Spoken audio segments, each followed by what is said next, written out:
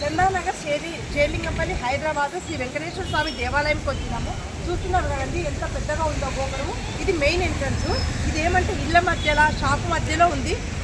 చూడండి అదంతా షాపులు ఉన్నాయి. మొత్తం ఈ షాపులు ప్రతి ఒక్క షాపులు ఉన్నాయి. పక్కన ఇల్లు ఉన్నాయి. ఇప్పుడు మనం గుడి లోపలికి వెళ్తున్నాము. మీకు నేను టెంపుల్ చూపిస్తాను.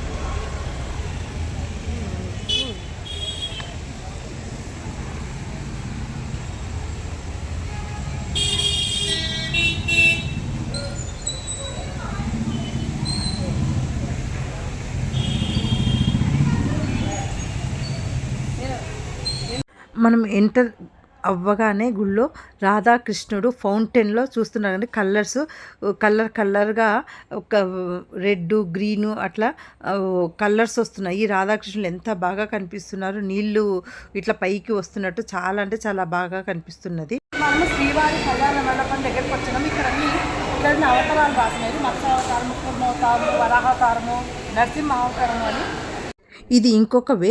లోపల గుళ్ళు చూపించడానికి పర్మిషన్ లేదు.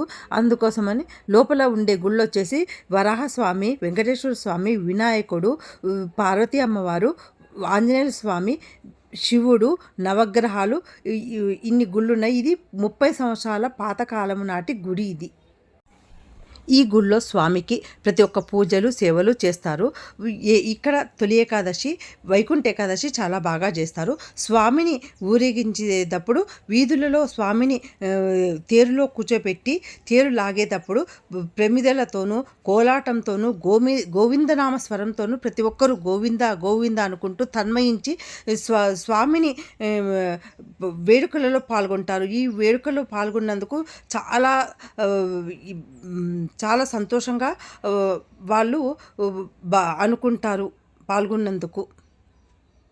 ఈ గుళ్ళో ప్రతిరోజు భక్తుల సంఖ్య చాలా ఎక్కువ ఉంటుంది. శనివారం అయితే మరీ ఎక్కువ ఉంటుంది. శనివారం పూట అన్నదానము కూడా ఇక్కడ పెడతారు. ఈ టెంపుల్ ఎంతమంది చూసినారు, నచ్చితే గిన కమెంట్స్ రూపంలో చెప్తారని అనుకుంటున్నాం. నచ్చితే ఒక లైక్ కొట్టండి.